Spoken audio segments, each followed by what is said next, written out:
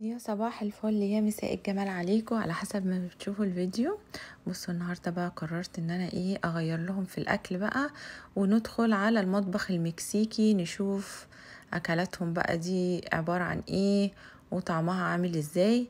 وطبعا الاكل ده دلوقتي منتشر، ومعظم الولاد بيحبوا يجيبوا الاطباق دي من بره. يعني انا ولادي بيحبوا الاطباق دي قوي يجيبوها من بره، فليه نجيبها من بره واحنا نقدر نعملها في البيت؟ طبق زي ما انتوا شايفين كده تحفة جدا. في فراخ وفي رز وفي شوية من الخس. اوكي. وعندي بقدم معاه الذرة الصفراء زي ما انتوا شايفين كده. تمام. وبقدم معاه الفاصوليا اللي هي السودة، اي نوع فاصوليا بقى، الفاصوليا الحمراء والسودة يعني تحفة جدا، حلوين قوي. بصوا طبق غني تحفة. بحط عليه كمان ساور كريم، الكريمة الحامضة، وبحط عليه صوص كده اخضر، هنشوف احنا عملناه ازاي. دي كل المكونات اللي احنا محتاجينها معانا النهاردة للاكل المكسيكي بتاعنا التحفة. عندي فراخ غسلتها وقطعتها كده مكعبات صغيرة وتحفة جدا، يعني بترمي معاكي الأكلة دي بطريقة لما تقطعي كده الفراخ قطع صغيرة بترمي ياما يعني. بصوا مثلا نص كيلو فراخ مقطعة كده مكعبات، هتحطي عليها معلقة صغيرة توم باودر، بصل باودر، ملح، فلفل، عندي اوريجانو، عندي شطة، وعندي كمون. البابريكا انا حطيتها مدخنة، انتي مش متوفر عندك مدخنة حطي بابريكا عادية مفيش اي مشكلة. وعندي عصير ليمون. خلاص، يبقى دي تتبيلة الفراخ بتاعتنا النهاردة: ملح، فلفل، بابريكا، كمون، اوريجانو، بصل باودر، توم باودر، وملح وفلفل، وعصير ليمون زي ما انتم شايفين كده. بس كده تمام. عايزة تتبليها وتسيبيها شوية على جنب، تمام. عايزة تعمليها تحطي التوابل وعلى طول على النار، برضو مفيش اي مشكلة.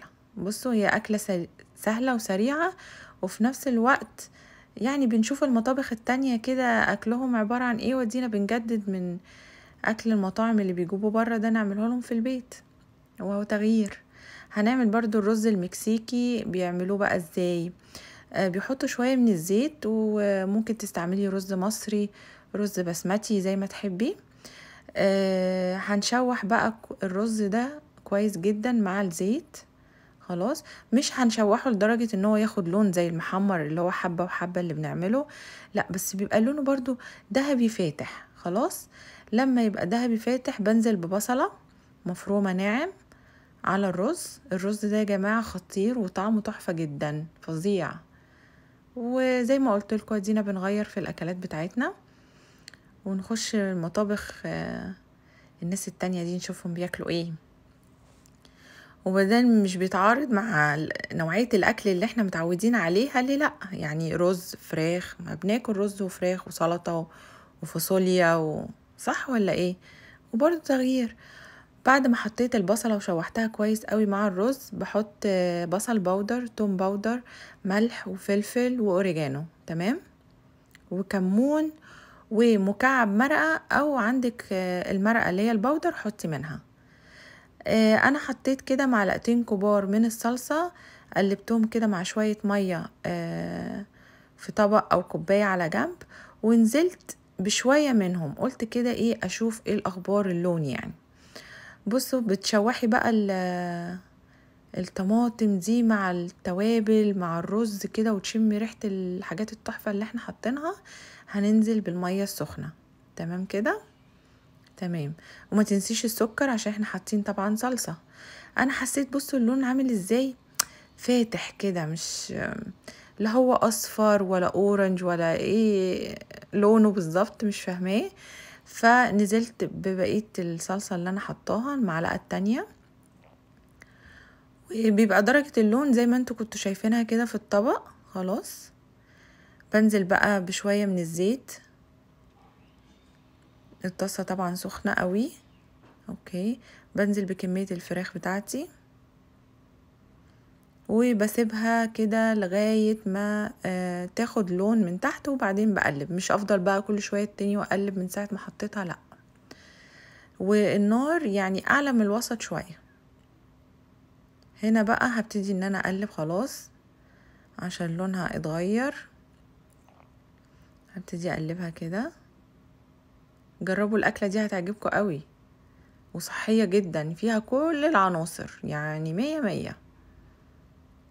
طبعا ممكن يعني تقللي كمية الرز اللي انت بتاخديها، تكتري الفراخ، تكتري من الفاصوليا. الصوص الاخضر ده كمان تحفة قوي، عبارة عن كزبرة خضراء وزبادي وافوكادو،